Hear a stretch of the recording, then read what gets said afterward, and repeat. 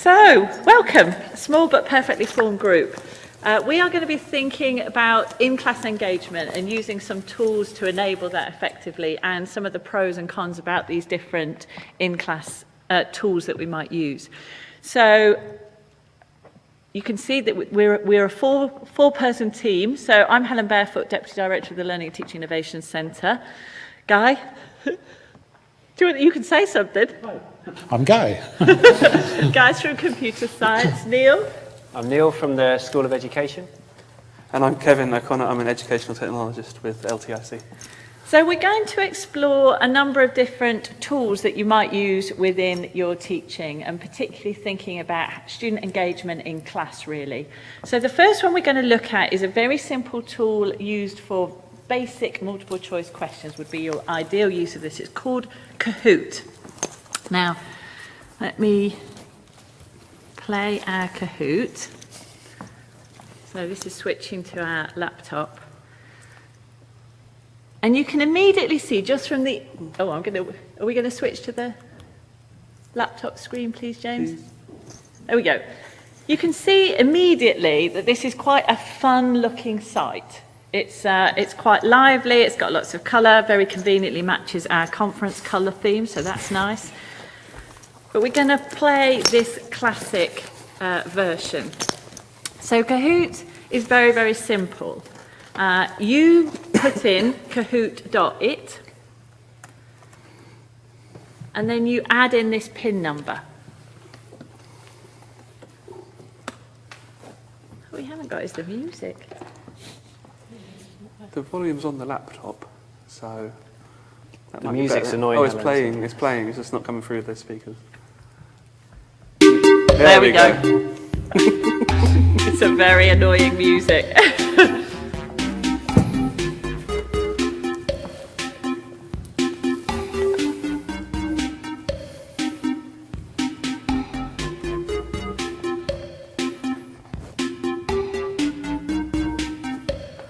So you can see you can put your own name in, you could put a nickname in.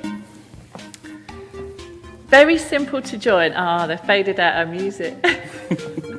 But you can see Kahoot does this. So you might want to control the music yourself if you're using it in class, or you might use it for your benefit to gain students' attention. So at the moment we've got 8 players. We've got information coming up on the screen. And so I can see this, you can see this. We've got a number of different players. Is there anyone who's still not joined yet? Yeah, I'm having trouble. Kevin, do you want to support Diane? Is it your Wi-Fi? Because it might be a bit... My phone just doesn't cope. Let's have a look. This is not much better either. Are you connected? Yeah, you are connected, so you might have to sign in. Just that you Let's can't have a look. connect. If I go to your internet.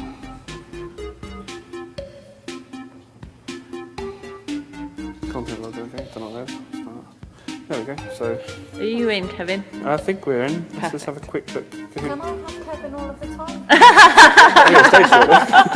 Yeah, We like to keep him in our team, but you know, we lend him out every now and then. no, it says you're offline. I wonder, have you got a data connection? We're not. All right, we'll carry on. You'll have to share with Anna, and you can answer with Anna. So, let's start. So there are just 2 questions that I've got in terms of these basic multiple choice questions. So the first one, which of the following is most important when considering digital well-being? You have got 30 seconds, it's ticking down. So you can see I have these things, you can see them on the screen, but you've just got the shapes to press on your handheld devices.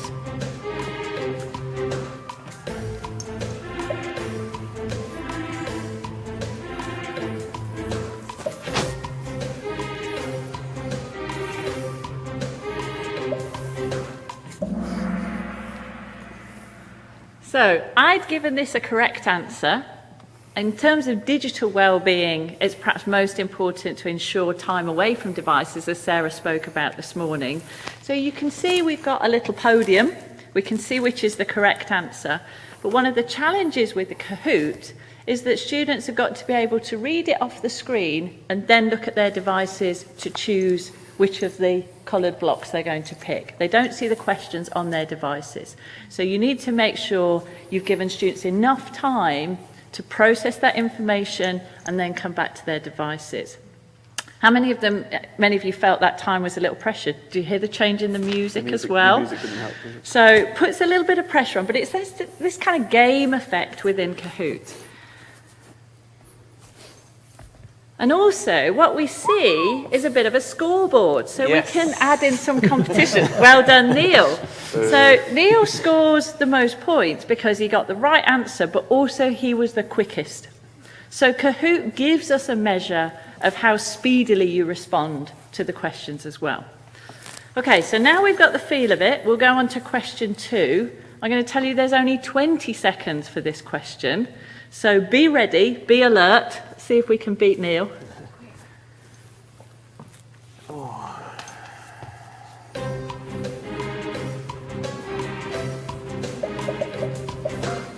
Speedy there.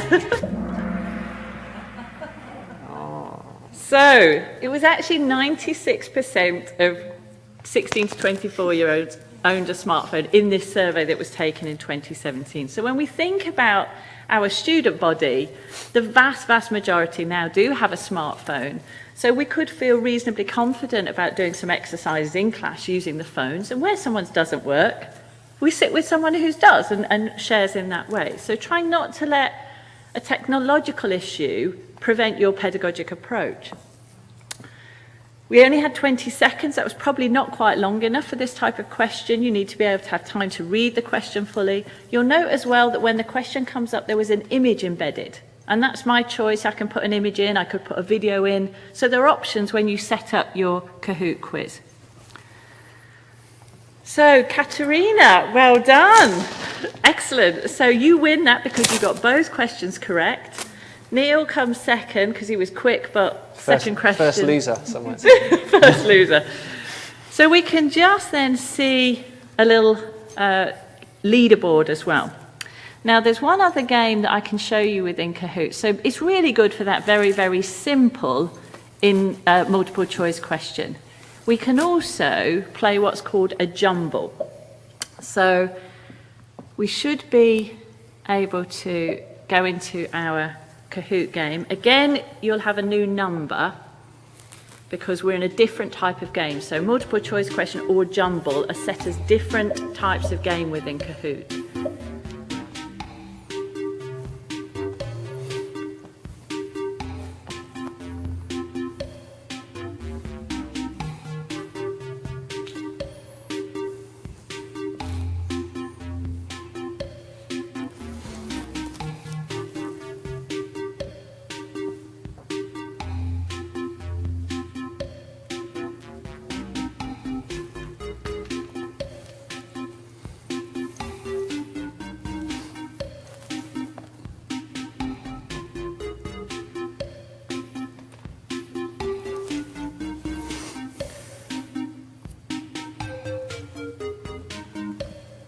Okay, so we think most people are in.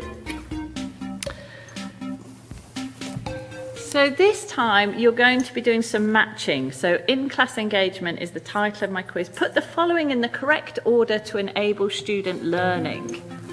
So what order do these things need to happen in order to enable student learning? So you've got to match them.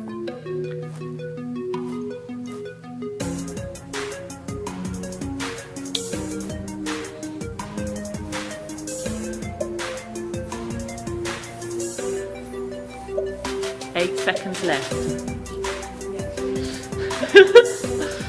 3, 2, 1. So, the correct order is, first of all, people need to attend to the topic, then they need to mentally process that information themselves, reflect on their own learning, and then ultimately, if they've got a real understanding of the subject, be able to explain it to someone else. So this gives us a different type of question and enables us to vary that just from moving from the very basic multiple choice question.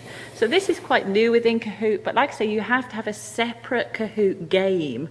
So you'd have to have a different number that students log into. But very simple, really easy to set up. It's just Kahoot.it is the website, but you then can do the login. You have your own account. It's completely free, but you do need to be aware it's got this kind of fun interface. It's got that music, so you might have to switch that off if it becomes too annoying. Think about the time that you need to take to give students the time to read the questions. You can give them much longer, and as students get familiar with the type of questions, you might reduce that time down a little bit.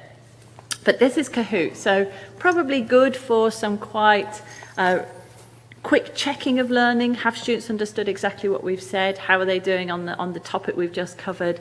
Or recapping on a previous week's lectures. So I'm going to pause there and then go to Guy. Are you coming up to talk about poll everywhere? To be last, but yeah. Neil just pointed at you, so I've gone with that, Guy.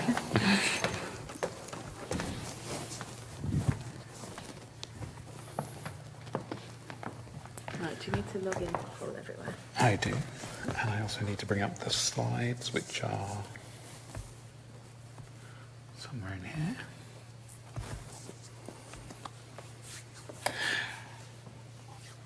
Okay, we'll get there. Okay.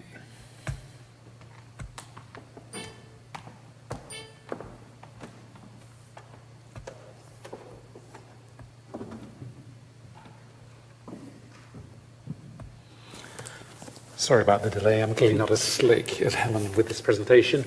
And I'm only here as a guinea pig, as it says here. I was asked to take part in this. I was looking for an alternative to the current EVS polling that we have using the dedicated handsets. And I was asked to put together something on Poll Everywhere, which we just saw Paul using in the keynote as well. So in some senses, this is a repetition, but nevertheless, it's a chance to talk for 5 minutes about why we're using EVS and what we might want to get out of it. But as Helen says, I need to log into polleverywhere.com. Okay, and I need to log in, having already signed up before. And like Helen was saying about Kahoot it being a free kind of thing, Poll Everywhere is free as well. But as we'll see, as soon as I log in, there are some things to think about. Sorry.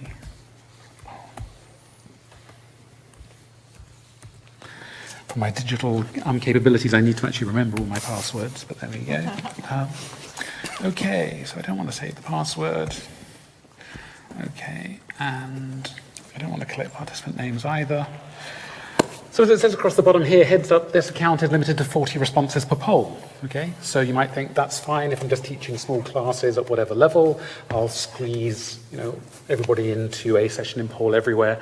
But again, there are some gotchas with this in that if you ask questions where you allow students to have multiple responses, then that counts double. Okay, so if you've got a group of 30 and you want to allow everybody 2 answers to every question, then some of your students won't be able to participate.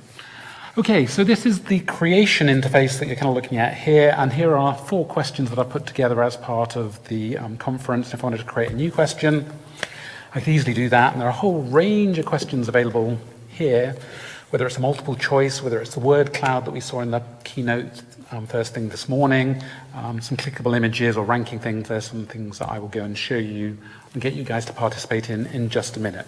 And again, even more different kinds of things, emotional scales, how are you feeling about stuff, through to icebreakers and so on. So that's Poll Everywhere. That's how you'd use, or this is the interface that you'd use to create your questions. I'm now going to show you in the slideshow how we can actually integrate Poll Everywhere as part of what I would do in terms of a standard lecture delivery based around PowerPoint.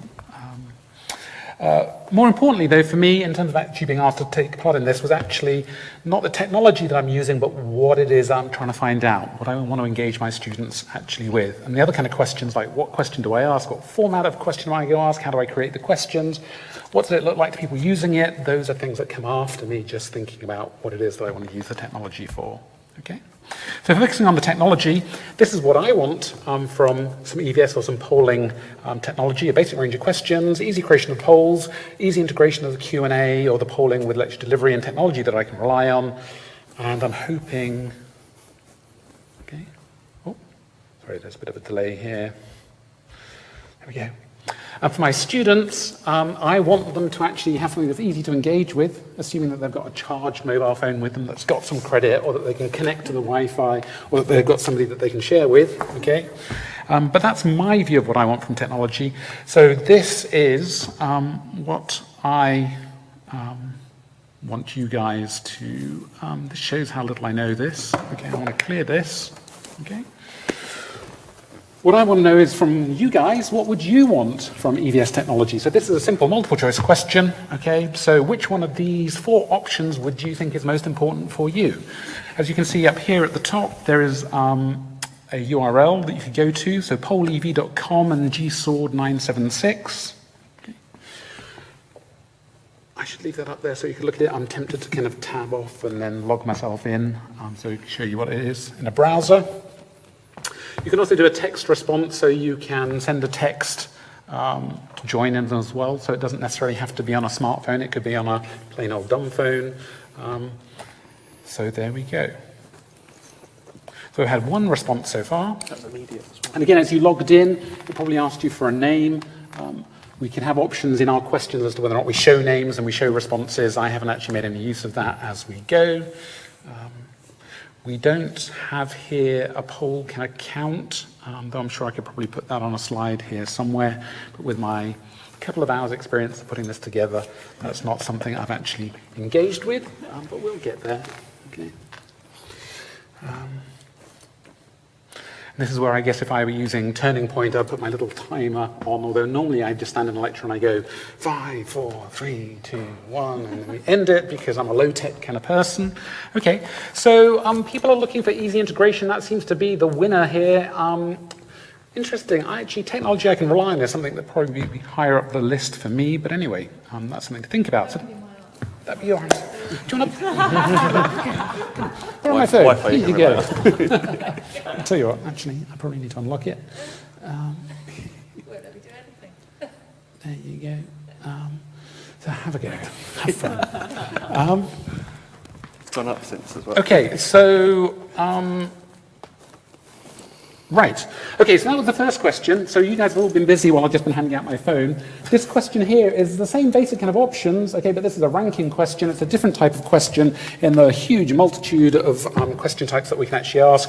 And again, you just choose a response and it just reorders the question types. And once again, we can see easy integration of polling / Q&A with lecture delivery coming out as the #1 choice here. Technology I can rely on comes up second. There we go. So different style of question, the same basic kind of idea about what's going on. Okay, people having fun, okay? Good stuff. Okay, this is a different type of question, okay? Now, I could just use a real basic question type and show you a picture and give you options and say A, B, C, D, E, make your own choice, but this is actually a clickable image, okay? So this is the famous technology adoption curve. Starts on the left-hand side with early innovators, okay? Through to early adopters. People fall into the chasm about here and go, oh no, it's all just too much. Then we get onto the majority. Okay. I was going to have a little guinea pig here and put myself kind of down here at the right-hand end because actually really I'm a laggard. Okay. As a really late adopter of EVS technology, I thought, why can't we just bully our students into actually sticking their hand up and just standing at the front of a lecture, okay, waiting quietly for somebody to give us a response. Okay. But actually the anonymity of EVS, choosing an option that's different from the majority, these are all good reasons to actually be engaging with the technology. Okay. So it's interesting here to see, I'm not sure if you guys can see, and I don't know if I could make it more obvious, but as we go, there are, where's my mouse gone? I don't know if I can do this. I was going to try and annotate the slide, but I bet that won't work. Okay, no, it's not going to work. So here we can see a little number coming up. So 2 people think they're early adopters, 2 people think they're in the early majority, and who knows who Ashton Kutcher is, that's a new one on me. 4 people think that they're late majority, and we've got a couple of laggards down here as well. So again, for me, this is quite interesting, just seeing the spread of people that we have in the audience, as well as showing this is a different type of question that we can actually get involved with. Okay. And this then is another question type which I should clear the responses for. Okay. So we've moved from a very strict kind of, I give you 4 options, you choose one, to what is now a very free format, open-ended kind of question. It's like the word cloud that was put up this morning, which we have within Poll Everywhere, but this not only gives you the ability to type in an answer, make a suggestion, okay, but to actually vote on other suggestions that people are making. So I was interested to see this morning with the word cloud, okay, time came up as the big thing in the middle, okay, but if you actually look at the details, students were mentioned in a lot of the different responses. Okay, would students engage, student something else, student participation, student resistance, and the word cloud didn't actually pick up the fact that student was an important part of that discussion. Hello, Guy, that's nice to know. Okay, so here we can see you can type questions, and somebody's then actually started to upvote things as well. Okay, so either with your own suggestions, okay, or with other people's suggestions, you can vote on them to push them up that list of priorities. And you have control in terms of being the question designer as to how many responses you allow each individual. Okay, so we can keep going. What other kind of stuff have we got here? So it'll show at the bottom there. Yeah. So you basically up and down vote the ones that you like. So if you press up on that one, Okay. it should cycle through them. And again, when I was trying this out yesterday, I needed to occasionally press refresh options as more options came in, but you should be getting access to this in real time. Okay. But just to switch out of this, one of the things that it's worth talking about for me, oh no, actually, let's just go on, okay. Wider issues, for me, again, it's not about the technology because it's easy to focus on technology. So if you're doing computer security, okay, you could think, how am I going to crack people's passwords? Whereas actually the social solution is really easy. You go to somebody's office, you break into their office, you open the drawer, and you take the password out of the right-hand drawer. And similarly, okay, if you were into learning analytics, you wanted to know who's going to succeed in your course, you could use Polar or IMD demographics to do your learning analytics and find out who's going to succeed, or you can actually just go and see who attends the first lecture. So there's a balance between social versus technology, and where does EVS fit into this? For me, there are loads of technology solutions. It's all just about what works for you in terms of achieving your learning kind of outcomes. One thing I would say, though, if we come back to the questions here, and you should be giving me a 3-second warning here, Helen, if I'm talking too much, is if I go here and edit this question, okay, so this was the brainstorm question, okay, of what do you think is most important when engaging with students, which you can't really see. If I just make that bigger, there you go. There are some options in here, okay, and I'll make this smaller now because I made it too big, okay. How many times can people respond? Okay, so that's what I was talking about before, and again, there's this limit here, okay. If 20 people submit twice, okay, then you might easily go over your limit of 40 if you've got more people in the class. There are some other things in here about how do you identify participants, is it by screen name or is it anonymous? 1 minute. There are restrictions as to which of these 1 options are available to you. I've run out, okay. One last thing that I would just show would be the moderation, okay, is the capability to then filter things out, okay, block issues and so on. But these are capabilities you only get if you pay for the full service, okay? So for me, I will be worried about investing time and effort in a technology which I can only use with 20 or 30 students and that I don't have the full capability of, but then I'm hoping that Helen will put this or Karen will put this in the budget for next year to ensure all of us can get access to and invest in one particular technology that we can then use to its best advantage. So there you go. So that's me. I will shut up and get off to sleep. Thank you. Okay, ladies and gents. So coming around is your sheet for your next session. You don't need to do anything with it yet, but please don't scrumple it up, use it to blow your nose, anything like that. Just, yeah, that would be great. Thank you. There you go, sir. And no inflammatory or embarrassing text came in with no. Thank you. Yeah. Well, what? In the last keynote, one of them was going, "You need to come pick me up from Bristol before 10 o'clock tomorrow." All right. Yeah. Yes. If you just bear with me 10 seconds while I connect up my machine. We cross our fingers. Ooh, a little bit loose. A little bit loose. Try it once more. It's their fault, not mine, obviously. No, it's me, I'm Jim. Oh, yeah. I should have known you were in the audience, actually, and not bothered with this one. Oh, you know when stuff worked yesterday? When, Oh, there we go. All right, perfect. I'm not going to touch it again then. So good afternoon. I'm Neil Rickus. I'm a senior lecturer in computing education in the School of Education, and we're going to be talking about plickers. And this is a way to get student feedback without them needing a device. So your issues that you had here, not going to be a problem. It doesn't matter if the battery's flat, if they've forgotten their Wi-Fi password, if they just can't be bothered to get it out of their bag. All they need is the bit of paper in front of you. Now, the squarey type thing you see in front of you, each one of these is unique. And whichever way you hold it up, you've got one of 4 ways to hold it, corresponds to a different letter. And the letter that you respond with is pointing upwards. So if you want to respond with letter B to a question, make sure letter B is pointing up in the air, and that is how you will respond to whatever it is. To show you how easy this thing is, one of you is going to come up and do it. Now, Katerina, you're first on the list as you beat me in the Kahoot game, but if anybody else would like to come up and have a go in your place, you're more than welcome. So if I could have a volunteer up, that would be lovely. Thank you. Sorry for putting you on the spot.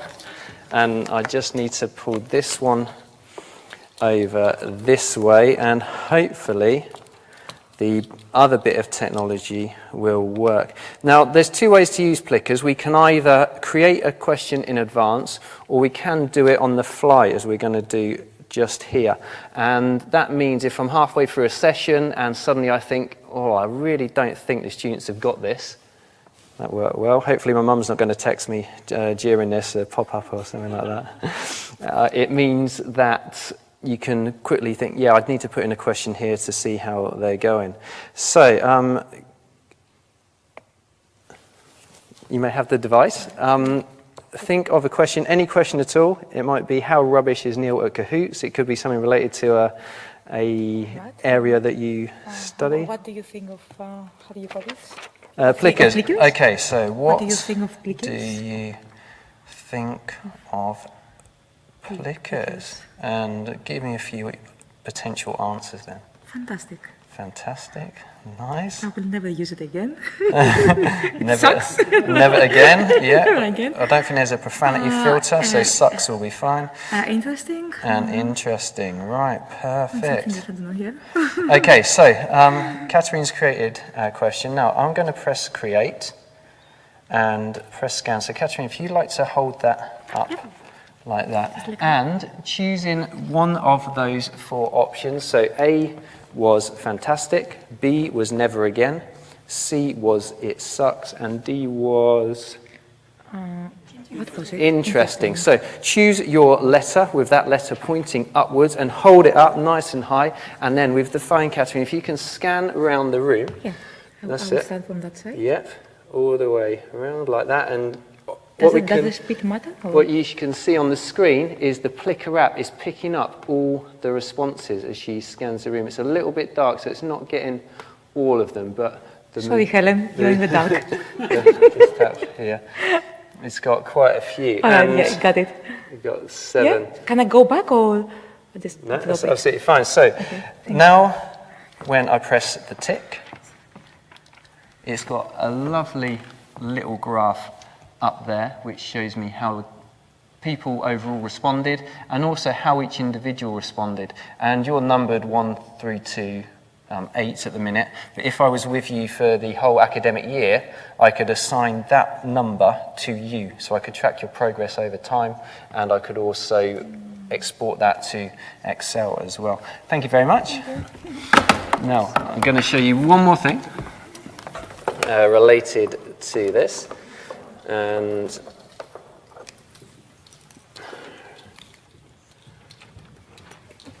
hopefully it will come up.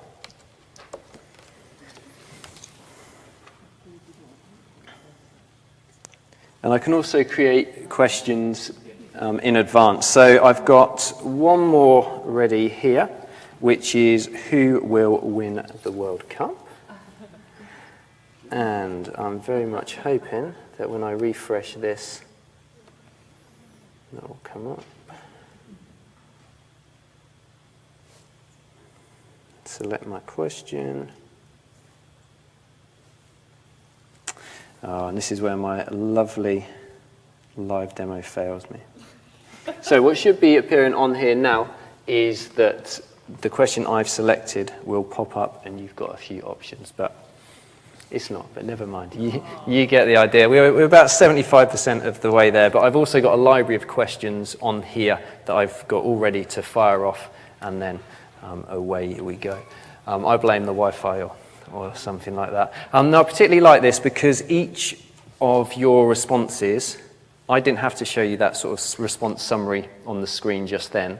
That was only available on my phone normally. I just shared it with you so you could see it as a demonstration. But it means you don't have to share your response with everybody else. It's only me as the lecturer who knows how you've responded. One of the things found with Kahoot, and I normally teach trainee teachers how to teach, that makes sense. And if they're going to use it in the classroom, there'll be one or two children who really don't like that competitive environment, and there might be some of your students who are feeling that way, or perhaps they came bottom if it was even a formative assessment, or their understanding was the worst in the class, and they're maybe going to be feeling pretty rubbish about themselves. And by using this bit of technology, it alleviates that. I also really like the tracking over time, which you can do. If you've constantly got a student that is not understanding the stuff in your class, that might enable you to put some intervention in place, but you can do that in a subtle way rather than it being in a big leaderboard presented to everybody else. And that's about it. Thank you.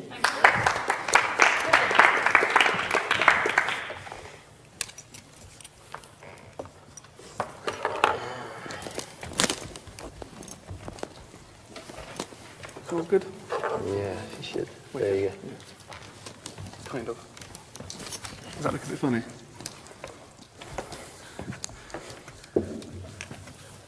Do I need to... Does that look okay to everyone? There we go. Okay, so I'm going to look at Mentimeter, which you would have seen this morning for Sarah's keynote speech.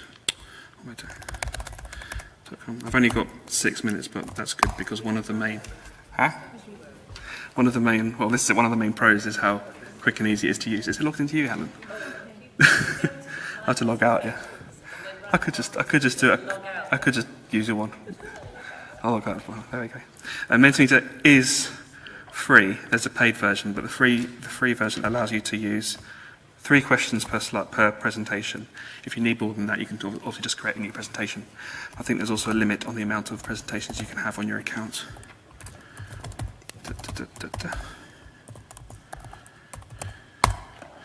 Oh, okay, good start.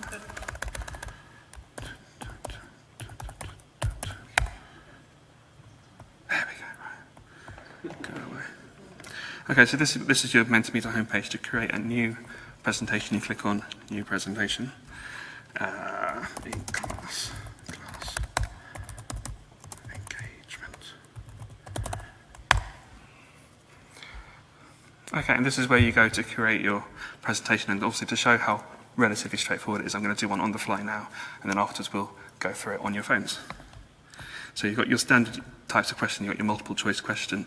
Go back there for a second. You can choose images, you can do a word cloud like we saw this morning, open-ended questions, all sorts of different types. So similar to Poll Everywhere, which Guy described, you can have all sorts of different types of questions. So I'm going to set us up with a multiple choice question. Keep it nice and simple to start with. How hot is it today? Options: way too hot, just right, not hot enough. And you can, each question type has various different options. So for this one, I could add a correct answer, such as if I chose to. So in this case, it's way too hot. That's the correct answer for this particular one. I can then go back. Once that slide is done, I can add a new slide at the top here. Oops, sorry, at the bottom here. I can create, let's do another word cloud to show you how simple it is to create that to match the presentation that Sarah did this morning. So, what do you have to keep in mind when applying technology enhanced learning? Question mark. Again, you can add multiple responses to your quiz, to your word cloud in this case. I'll just keep it at 3. I mean, you might have more than 3, but that's fine. I'll go to one more new slide, and I'll use that to gather a bit of feedback about our own little session here now. So I can do an open-ended response, different types. You can do show one response at a time. You can show them as they appear, or you can do a nice animated grid, which I'll do for that. And I'll ask, what was your favourite in-class engagement tool? Question mark. Do you think you'll use it in your teaching? Right. And what you can do with these is you can respond more than once to the same question. So obviously I've basically asked 2 questions there. So I'll add that to the slideshow, and then we can go back to the start. I will click present, and then off we go. So if you go onto your phone, I can do it myself actually as well. We go into mentimeter.com, sorry, menti.com. So like the other ones we've just seen, we had to go to a web address, but they've kept the web address relatively simple here. And you just use the 5-digit code they provide you. We've already got some responses flowing in, so that's good. How hot is it today? Way too hot. So I'll leave that open for a few more seconds. Has everyone got onto the website okay? It looks like it. Yeah, we're flowing in. Cool. Okay, so I'll then move on to the next question.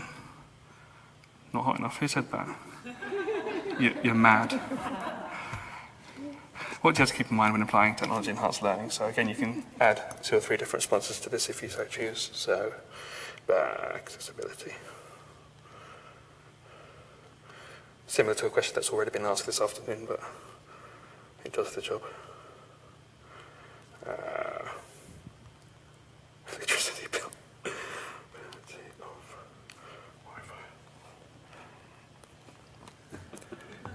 Ease of use. There we go. I think the colours relate to the different users that have submitted to it. So obviously as more people add to it, it gets more colourful. Time. That's funny. That was there this morning, wasn't it?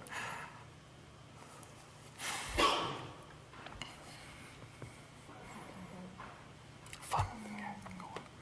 And we'll go on to the final question, which I can leave open for a while.